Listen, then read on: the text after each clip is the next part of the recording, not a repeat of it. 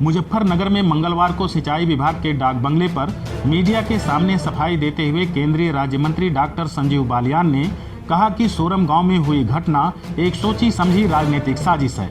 उन्होंने कहा कि कुछ लोग माहौल बिगाड़ना चाहते हैं। सोरम हमारा अपना गांव है। बता दें कि मुजफ्फरनगर के शाहपुर थाना क्षेत्र के गांव सोरम में रस्म 13वीं के दौरान सोमवार को शामिल होने पहुंचे केंद्रीय राज्य मंत्री डॉक्टर संजीव बालियान का विरोध कर रहे कुछ युवकों व भाजपाइयों के बीच हुई झड़प के बाद मारपीट के मामले ने पूरी तरह से राजनीतिक रंग ले लिया है। इस कल की घटना के बारे में मैं कुछ बातें भी कहना चाहता हूँ और मुजफ्फरनगर की जनता से आपके माध्यम से कुछ मेरे सुझाव वे मुझे दें कि मुझे कैसे करना वो भी चाहता हूँ। कल राजवीर सिंह किसान सोरम के एक आम परिवार से उनकी 13वीं थी। उनके रस्म पगड़ी कार्यक्रम में शामिल होने के लिए मैं सोरम गाँव पहुँचा था। ये एक कोई पहली बार में नहीं गया। पिछले 7 वर्षों में मुजफ्फरनगर की जनता मेरा परिवार है और अपने परिवार के हर सुख और दुख, शादी हो, 13वीं हो, कोई भी घटना हो, उसमें शामिल होना मैंने हमेशा अपना कर्तव्य समझा है। जब मैं रस्म पगड़ी में अंदर मौजूद था, राष्ट्रीय लोकदल के ब्लॉक अध्यक्ष और 4-5 लोग हो जो राष्ट्रीय लोकदल के कार्यकर्ता हैं, घोषित कार्यकर्ता हैं, उन लोगों ने वहाँ पहुँचा, वहाँ बदतमीजी शुरू करी, वहाँ नारेबाजी शुरू की और बहुत ही अभद्र व्यवहार। उस समय ऐसा करना नितांत मैं समझता हूँ कि एक ऐसा कृत्य है जिसे उचित नहीं ठहरा जा सकता। उसके बाद वहाँ मौजूद गांव वालों ने उन लोगों को वहाँ से भगाया, बाहर हत्तापाई हुई, उन लोगों को वहाँ से भगा दिया गया। फिर उसके बाद वहाँ से चल के मारा। अब ये घटना क्यों हुई? इस घटना के तुरंत बाद राष्ट्रीय लोकदल के पूर्व प्रत्याशी वहाँ प्रकट होते हैं और 10 मिनट के अंदर अंदर राष्ट्रीय लोकदल के बड़े नेता जो दिल्ली रहते हैं और हमेशा ट्विटर पर मौजूद रहते हैं, 4 लोगों की फोटो उनने उसमें डाली और ट्वीट किया। मैं पुलिस और प्रशासन से मांग करता हूँ, इस दुर्भाग्यपूर्ण घटना जिसका व्यक्तिगत दुख मेरे से ज़्यादा किसी को नहीं हो सकता, क्योंकि मेरा अपना परिवार है, मेरा अपना गाँव। जो राष्ट्रीय स्तर के नेता आज यहाँ आ रहे हैं वो पहले कभी नहीं आए।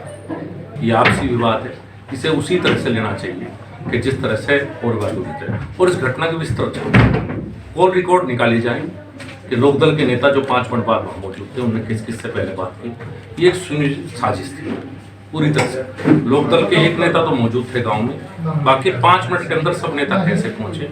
मस्जिदों से अनाउंसमेंट किया गया, सोरम की मस्जिदों से अनाउंसमेंट कराया गया। इस घटना के तुरंत बाद सारी की सारी स्क्रिप्ट पहले से तैयार थी, ट्वीट कराया गया दिल्ली से और एक तरह से इस घटना को इस तरह से दिखाया गया कि इस घटना में राष्ट्रीय लोकदल के कार्यकर्ता थे, ब्लॉक अध्यक्ष है, आप लोग पता कर सकते हैं। मेरा मीडिया के भाइयों से भी एक निवेदन है, इस घटना में बार बार किसान ना रहे। ये राष्ट्रीय लोकदल के कार्यकर्ता थे जिन्होंने जो प्रयास किया, जिस तरह का प्रयास अशोभनीय है। जो भी घटना हुई वो तो मैं सवाल पूछना चाहता हूँ कि जो आज पंचायत कर रहे हैं, कल भी की और आज भी की, 2013 में जब सोरम में दंगे से पहले भी जो घटनाएं हुई उनमें कहा थे, वहाँ के संजीव बालियान के बीच में था।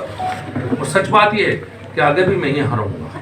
ये लोग आए हैं, ये पॉलिटिकल टूरिज्म पर लोग आते हैं, ये इस घटना का फायदा उठाना चाहते हैं और ये पॉलिटिकल टूरिज्म करके वापस चले जाएंगे। पहले भी इन्होंने ऐसा किया है। ये किसी के सुख दुख में नहीं आएंगे, ये समाज को तोड़ना चाहते हैं। आज मुजफ्फरनगर की जनता को समझना है कि मुजफ्फरनगर को हमें विकास के पथ पर लेके जाना है। मुजफ्फरनगर में अच्छी बात हो, अच्छा माहौल हो, ये हो, या मुजफ्फरनगर इस तरह की घटनाओं का दोबारा। ये राष्ट्रीय एक किसान आंदोलन है, पूरे देश का आंदोलन चला हुआ है। इस आंदोलन को मुजफ्फरनगर में नहीं बांटना चाहिए। सबको अपनी बात रखने का अधिकार हो, मुझे भी है, सबको अधिकार है। तो मेरा आपके माध्यम से सबसे निवेदन है कि मुजफ्फरनगर की शांति बनाए रखें, इस तरह की घटनाएं कहीं भी दोबारा ना हो, सभी एक दूसरे का सम्मान करें और मर्यादाओं का पालन करें।